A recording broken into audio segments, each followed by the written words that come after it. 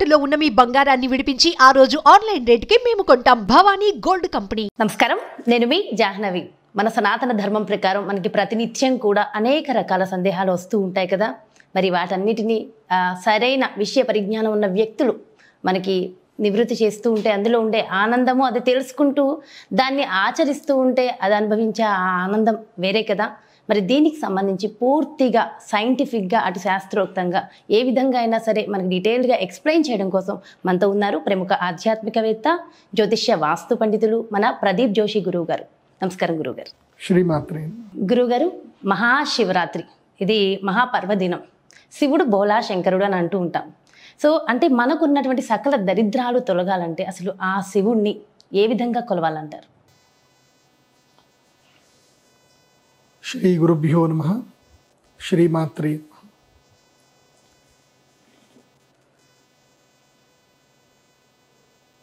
బ్రహ్మమురారి సురార్చితలింగం నిర్మలభాసిత శోభితలింగం జన్మజ దుఃఖ వినాశకలింగం తత్ప్రణమామి సదా శివలింగం.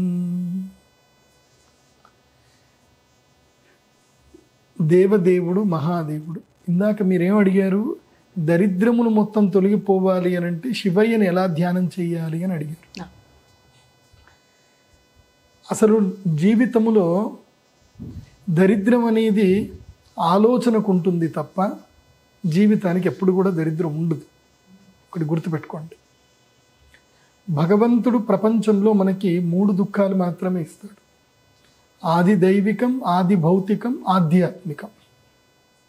ఆది దైవిక దుఃఖం ఏంటంటే మనకి కుటుంబ సభ్యులు బాగా లేకపోవడము, మన యొక్క చుట్టుపక్కల ఎన్విరాన్మెంట్ సరిగ్గా లేకపోవడము, మన యొక్క జీవితంలో మనకి ఆటుపోట్లు ఎక్కువగా ఎదురవ్వడము, మనకి పనులు జరగకపోవడము, ఇవన్నీ కూడా ఆది దైవిక దుఃఖం వల్ల జరుగుతాయి.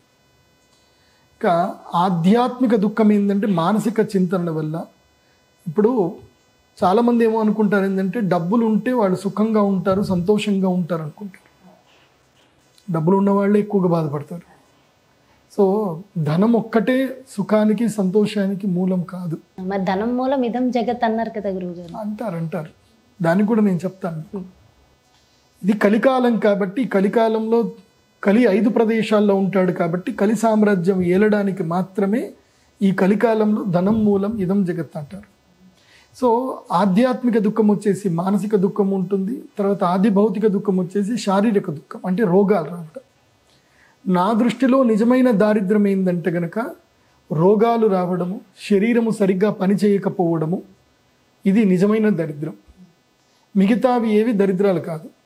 చక్కగా హాయిగా కాళ్ళు చేతులు బాగా ఉండి ఇక్కడికంటే అక్కడ తిరగగలిగి ఏదైనా ఒకటి విని మాట్లాడగలిగే శక్తి ఉన్నటువంటి వాడు ప్రతి ఒక్కడు కూడా నిజమైన ధనవంతుడే. అది నిజంగా భగవంతుడు ఇచ్చిన అనుగ్రహం. అది ఆ శక్తిని తెలుసుకొని నీ శక్తిని నువ్వు ఇంప్రూవ్ చేసుకొని నువ్వు మెరుగ్గా తయారవ్వాలి. నేను చెప్పిన బేసిక్ క్వాలిటీస్ ఉండే ప్రతి ఒక్క వ్యక్తి కూడా ఏంటంటే ఒక వజ్రం లాంటివాడు. వజ్రాలు ఎప్పుడైనా మనకి గనులో దొరుకుతాయి కానీ అక్కడ మెరుగు, వాటిని బాగా సానబడితేనే మెరుస్తాయి. అందుకే మనకి దారిద్ర్య దహన స్తోత్రం అని ఒకటి శివయ్య స్తోత్రం ఉంటుంది. అది మీరు చదివితే మీకు పూర్తిగా అర్థమవుతుంది. నిజమైన దారిద్ర్యం ఏంది అంటే భావ దారిద్ర్యం. అంటే మనము మన యొక్క ఆలోచన, మన భావన, మన వ్యక్తిత్వము గొప్పగా మనకి లేకపోవడం వల్ల, మన ఆలోచన గొప్ప స్థాయిలో లేకపోవడం వల్ల మనము దరిద్రులమని భావిస్తున్నాం. మనం ఎవ్వరము దరిద్రులం కాదు. ఎవరైతే గనక ఓం నమ శివాయ అనేటువంటి మంత్రాన్ని చక్కగా మనస్ఫూర్తిగా చదవగలుగుతారో వాళ్ళు దరిద్రులు కానే కారు అనేది శాస్త్రమే చెప్తుంది. అంటే డబ్బులు లేకపోతే దరిద్రం అని అంటే ఇంకా ఎన్నో దరిద్రాలు ఉన్నాయి అట్లయితే. సో దారిద్ర్యం అనే వర్డ్ అసలు వాడకూడదు అనేది నేను చెప్తాను. అందుకే శివయ్యకి సంబంధించిన తత్వాన్ని పూర్తిగా అర్థం ఎవరైతే చేసుకుంటారో వాళ్ళు నిజమైన ధనవంతులు, శ్రీమంతులు. మరి ఆ శివతత్వము ఎలా అర్థం చేసుకోవాలంటారు? శివతత్వాన్ని ఎలా అర్థం చేసుకోవాలంటారు? శివతత్వం అర్థం చేసుకోవాలి అని అంటే చూడండి, భగవంతుడి యొక్క తత్వం మనకి సూక్ష్మములోనూ తెలుస్తుంది, బృహత్తులోనూ తెలుస్తుంది. అంటే మన యొక్క భక్తి ఎలాగుంటుంది, మూఢభక్తిలో ఉన్నామా మనము, జ్ఞానభక్తిలో ఉన్నామా, ఎలా ఉన్నాము అనే దాని మీద మనం శివయ్యని తెలుసుకోవచ్చు. మీరు ఏ డోర్లో నుంచి, ఇప్పుడు ఈ శివలింగం ఉంది, మీరు ఎటు నుంచి చూసినా శివలింగం అట్లాగే కనిపిస్తుంది తప్ప మీకు ఎక్కడ కూడా డిఫరెన్స్ కనపడదు శివలింగం. అట్లాగే ఇప్పుడు ఉదాహరణకి మనం ఒక బంతిని చూసాం, దాని మొదలు ఎక్కడని చెప్తారు మీరు? ఎటు చూసినా అంతే. అంతే. భూగోళానికి మొదలు ఎక్కడ చెప్తారు మీరు? ఆకాశానికి మొదలు ఎక్కడ చెప్తారు? సముద్రానికి మొదలు ఎక్కడ చెప్తారు? సో అలా శివయ్య తత్వము ఎక్కడి నుంచి మొదలవుతుంది, ఎక్కడ ఎండ్ అవుతుంది అని చెప్పడానికి ఎవరి వల్ల సాధ్యం కాదు. శివతత్వం తెలుసుకోవాలి అని అంటే శివుణ్ణి ఒక మిత్రుడిలాగా భావించాలి. శివయ్య నా మిత్రుడు, ఈ శివయ్యకి నేనంటే చాలా ప్రేమ ఉంది, శివయ్య నా బాధలన్నీ కూడా వింటాడు, నా లోపల శివుడు ఉన్నాడు, నా ఆలోచనలో శివుడు ఉన్నాడు, నేను చేసే ప్రతి పనిలోనూ శివయ్య నా పక్కనే ఉన్నాడు అన్న ఒక సద్భావనతోటి ఆ శివుణ్ణి మమైకమయ్యి, అంటే నాలో శివుడున్నాడు అని మమైకముతో ఎవరైతే భావిస్తారో వాళ్ళకి ఆటోమేటిక్గా శివతత్వం తెలుస్తా వెళ్ళిపోతూ ఉంటుంది. శివతత్వం తెలుసుకోవడము, సముద్రం యొక్క అంత్యం చూడడము మూర్ఖత్వం. సముద్రానికి మొదలు తెలియదు, అంత్యం తెలియదు. అందుకే మనకి శివరాత్రికి సంబంధించి ఒక వృత్తాంతం ఉంటుంది, కథ. అసలు శివరాత్రి ఎందుకు స్టార్ట్ అయింది అనేది. ఆపాతాళ నభస్థలాంత భువన బ్రహ్మాండమా విస్ఫుర జ్యోతిస్ఫాటిక లింగముక్తి విలసత్ పూర్ణేందు వాంతాముఖై అని మనకి ఆ శ్లోకంలో చెప్తారు. అంటే ఏం జరిగిందట, విష్ణువుకి బ్రహ్మదేవుల వారికి ఇద్దరికి గొడవ జరుగుతుందట. వాస్తవంగా వాళ్ళిద్దరికి గొడవలు జరగవు. ఇది లోక విడంబనార్థము, అంటే లోకానికి కొన్ని తెలియ చెప్పాలి అని అంటే నాటకాలు ఆడాల్సిందే. వాస్తవంగా చెప్పాలంటే సోను సూద్ చాలా మంచివాడు, యాక్టర్ సోను సూద్ చాలా మంచివాడు. కాకపోతే సినిమాలో అతను విలన్గా యాక్టింగ్ చేస్తాడు, రియల్ లైఫ్లో hero, is the hero. So అతను యాక్టింగ్ మాత్రమే చేస్తున్నాడు, ఈజ్ నాట్ రియల్ విలన్. అట్లా భగవంతుడు, విష్ణువు, బ్రహ్మ, శివ యొక్క తత్వం తెలియచేయాలి కాబట్టి ఒక విడంబనం, ఒక నాటకం అనేది జరిగింది. ఆ నాటకంలో ఏంటంటే బ్రహ్మ నేను గొప్ప అని అంటాడు, విష్ణువు నేను గొప్ప అంటాడు. సో విష్ణు బ్రహ్మ ఇద్దరు కొట్లాడుకున్నప్పుడు ఎవరు గొప్ప అని చెప్పేసి అన్నప్పుడు శివుడు మధ్యలో వస్తాడు. ఎందుకోసమంటే త్రిమూర్తులు వీళ్ళు ముగ్గురే మధ్యలో వచ్చి ఎవరు గొప్పనో నేను తెలుస్తాను, ఇదిగో నేను ఇప్పుడు ఒక జ్యోతి స్ఫాటిక లింగముగా నేను తయారవుతున్నాను. అంటే జ్యోతి అంటే కాంతితో ఉన్నటువంటి స్ఫాటిక లింగం, అంటే స్ఫటికలింగం. ఇదే ఈ స్ఫటికలింగ తత్వస్వరూపములో నేను నా శరీరాన్ని, నేను నా తత్వాన్ని ఉద్ధారం చేస్తాను, అంటే నేను బృహత్ ఆకారంలో తయారవుతాను. సో నా మొదలు నా అంత్యము తెలుసుకోవాలి. కాబట్టి బ్రహ్మ నీవు నా యొక్క చివరిని తెలుసుకో, విష్ణువు నా మొదలు ఎక్కడుందో నువ్వు తెలుసుకో, నా మొదలుని నువ్వు చూసి వచ్చావు అని అంటే బేసిక్గా నేను ఎక్కడి నుంచి ప్రారంభమయ్యానో చూసిరా, నేను ఎక్కడ అంత్యమవుతున్నాను చూసిరా అని చెప్పేసి బ్రహ్మ చెప్పారు. ఎవరైతే నా యొక్క అంత్యమును లేదా ఆదిని చూస్తారో వాళ్ళే గొప్పవాళ్ళు అని చెప్తారు. అప్పుడు మహావిష్ణువు శ్వేతవరాహ అవతారం ఎత్తి ఆయన భూమిని తవ్వుకుంటూ లోపలికి వెళుతూ ఉంటారు. అతల వితల సుతల తళాతల రసాతల మహాతల పాతాళ లోకం వరకు ఆయన వెళతాడు. కానీ ఆ శివలింగం ఎండ్ అవ్వట్లే, ఎక్కడ కూడా తెలియట్లే, ఎంత పోతున్నా తెలియట్లే. దానితోటి ఇంకా శివుడికి అర్థమైపోయింది ఇది నా అజ్ఞానము, దానితోటి మహావిష్ణువుకి అర్థమైపోయింది ఇది నా అజ్ఞానము, ఆయన మొదలు తెలుసుకోవడం మన వల్ల కాదు అని చెప్పి హీ హ్యాస్ సరెండర్డ్. ఆయన వచ్చేసి శివుడి దగ్గరకు వచ్చి దండం పెట్టి, శివయ్య నీవే గొప్పవాడివి, నీ యొక్క తత్వము తెలుసుకోవడము అసాధ్యము, కానీ నిన్ను తెలుసుకోవాలి అనుకుంటే చాలా సుసాధ్యము, అహంకారముతో వెళితే నువ్వు నాకు దొరకవు, అహమును నేను నీకు ఎప్పుడైతే సమర్పణ చేస్తానో అప్పుడు నువ్వు నాకు దొరుకుతావని నాకు అర్థమైపోయింది. కాబట్టి నా అహంకారం పటాపంచలమైపోయింది, అంటే నేను అన్న భావన నాకు పటాపంచలైపోయింది, నేను కాదు నా యందు నీవే ఉన్నావు స్వామి, నీవే సర్వంతర్యామి అని చెప్పి శరణు వేడాడు. బ్రహ్మ పై వరకు వెళ్ళాడు, బ్రహ్మకు దొరకట్లే, ఎగురుకుంటూ వెళ్ళాడు, హంసల ఆ యొక్క హంసలతోటి బైక్ ఎదుర్కొంటూ వెళ్ళాడు, ఎంతకు వెళ్ళినా దొరకట్లేదు. ఆఖరికి మణిద్వీపం వరకు చివరి వెళ్ళకి వెళ్ళాడు. దాన్ని ఏమంటారు అంటే ద్యులోకము అంటారు మణిద్వీపం దగ్గర. అదేమంటారు అంటే మనకి ఈ డార్క్నెస్ అంటారు కదా, ఇది బ్లాక్ హోల్ అంటారు కదా, దాన్ని నాకస్య పృష్టం అభిసంవసానో వైష్ణవీం లోక ఇహమాదయంతాం అంటారు. నాకము అంటే స్వర్గము. మా అమ్మవారి యొక్క మణిద్వీపం ఎక్కడ ఉంటుంది అనే దానికి ఏం చెప్తుందంటే దుర్గా సూక్తంలో చెప్తారు, ఎక్కడైతే కృష్ణబిలం ఉంటుందో ఆ కృష్ణబిలము దాటి వెళితే మనకి మణిద్వీపం కనిపిస్తుంది. కాబట్టి ఆ కృష్ణబిలం వరకు వెళ్ళగలిగాడు తప్ప ఆ కృష్ణబిలం లోపలికి వెళ్ళలేకపోతున్నాడు బ్రహ్మ. ఇది కృష్ణబిలం లోపలికి చొచ్చుకొని వెళ్ళిపోయింది. ఇది అర్థం కావట్లే. పైకి వెళ్ళే శక్తి బ్రహ్మకు లేదు.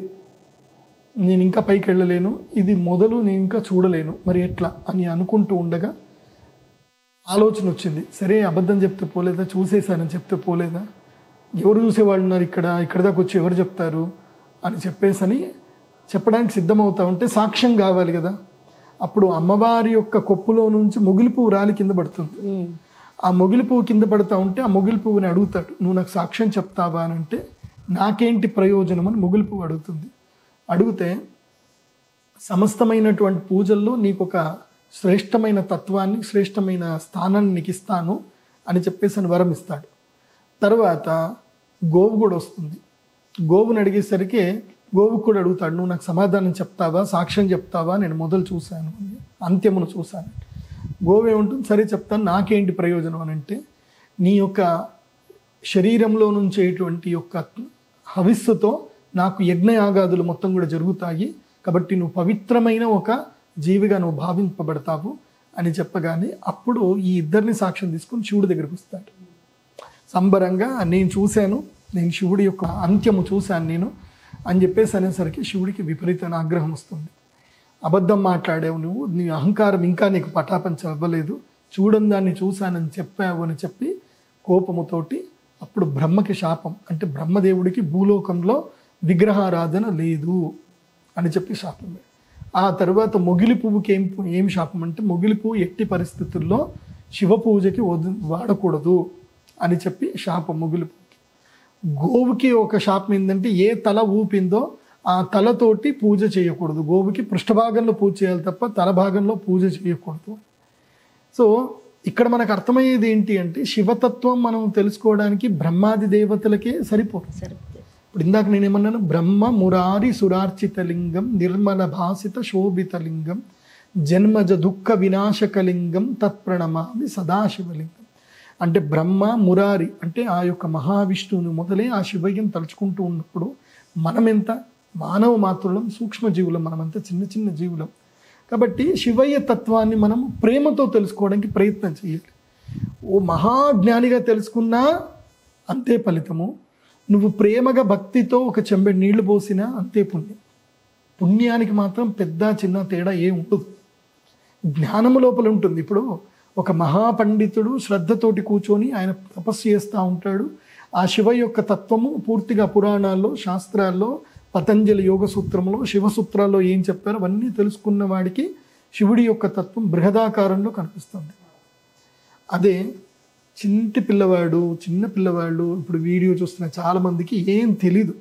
శివుడు మహానుభావుడు, శివుడే గొప్ప, శివుణ్ణి మించినది ప్రపంచంలో ఏమీ లేదు అన్న ఒక భావనతో పూజ చేశాడు అనుకోండి, అది ఎలా ఉంటుందంటే ఒక గింజలో వృక్షంని చూడడము ఎంత గొప్పమో మూఢభక్తి కూడా అంతే గొప్ప. ఒక చిన్న రావి గింజ ఉంటుంది, ఆ రావి గింజలో పెద్ద రావి చెట్టు ఉందా లేదా అంటే ఉంది. చిన్న రావి గింజలో రావి చెట్టు ఉందా లేదా? ఉంటుంది. ఎందుకోసం అంటే భూమిలో నాటితే అది పెరుగుతా ఒక మహావృక్షం అవుతుంది. సో జ్ఞాని మహావృక్షం లాంటివాడు, మూఢభక్తి ఉన్నటువంటి వాడు చిన్న బీజం లాంటివాడు. సో బీజం అయినా ఒక్కసారి పడింది అని అంటే ఆ జ్ఞానం వస్తూ ఉంది. అందుకోసం జ్ఞానం మాహేశ్వరాది చేత్ అంటే జ్ఞానం ఎవరి దగ్గర నుంచి రావాలంటే ఆ శివుడి దగ్గర నుంచే రావాలి. ఈ ప్రపంచములో నిత్యము సత్యమైనది, నిత్యము శాశ్వతమైనది ఏమిటి అని అంటే జ్ఞానము మాత్రమే. ఈ ప్రపంచంలో మనము ఎవరికైనా సరే ఏదైనా ఇచ్చాము, మహోత్కృష్టమైన ఆస్తి ఏమైనా ఇచ్చాము, ఏంటిది? అది జ్ఞానము. ఎందుకోసం అంటే నువ్వు ఏది ఇచ్చినా అది తరిగిపోతుంది. ఎంత పంచినా పెరిగేది ఏమిటి అంటే జ్ఞానం మాత్రమే. అందుకోసమే శివుడి దగ్గరికి వచ్చినప్పుడు మనం ఏం అడగాలంటే జ్ఞానం అడగాలి, జ్ఞానాన్ని ప్రసాదించు. అంతే. శివయ్య నాకు మంచి జ్ఞానాన్ని ప్రసాదించు స్వామి అని అడగాలి. ఆ జ్ఞానం వచ్చింది అనుకోండి, చక్కగా నీకు మంచి జ్ఞానం వచ్చింది, మంచి వాక్కు ఉంది, నీకు ధనం ఆటోమేటిక్గా వస్తుంది, కీర్తి ప్రతిష్టలు ఆటోమేటిక్గా వస్తాయి, అన్నీ ఆటోమేటిక్ వచ్చేస్తాయి. జ్ఞానముతో పాటు అన్నీ వచ్చేస్తాయి. జ్ఞానము లేదంటే ఏది వచ్చినా నిలకడగా ఉండదు. కాబట్టి జ్ఞానం చాలా అవసరం. జ్ఞానం ఉన్న చోట ధైర్యం ఉంటుంది, జ్ఞానం ఉన్న చోట భయం పోతుంది. కాబట్టి ఇంకెలాంటి మీరు అనొద్దన్నారు, కానీ ఎలాంటి దరిద్రాలు దరి కూడా చేరవు. రావు ఇంకా. అందుకే శివయ్యని ప్రతిరోజు నిత్యము తలుచుకోవడము, ఏది జరిగినా అంత శివయ్య దయ. పంచాక్షరి మహామంత్రం చెప్పారు. చాలా సంతోషం గురుగారు, చాలా చక్కగా వివరించారు. Thank you so much. నమస్కారం. సో చూసారు కదండి, సో గురువు గారు చెప్పారు, సో దరిద్రము అన్న మాట ఎట్టి పరిస్థితులు అనొద్దు. ఫస్ట్ నాకు దరిద్రం ఉంది అన్నది మర్చిపోండి. సో జీవితాలు చాలా బాగుంటాయండి. అసలు శివుడిని ఏ విధంగా కొలవడం వల్ల మనకున్నటువంటి సకల కష్టాలు తొలగిపోతాయి, ఎప్పుడు కూడా మనం ఆనందంగా సుఖ సంతోషాలతో ఉంటాము అనే దానికి చక్కటి మంత్రాన్ని కూడా గురువు గారు చెప్పారు కదా. మరి అవన్నీ కూడా ఫాలో అవుతూ అందరూ ఆనందంగా ఉండండి. మరో చక్కటి కార్యక్రమంతో మళ్ళీ మీ ముందుకు వచ్చేస్తాను.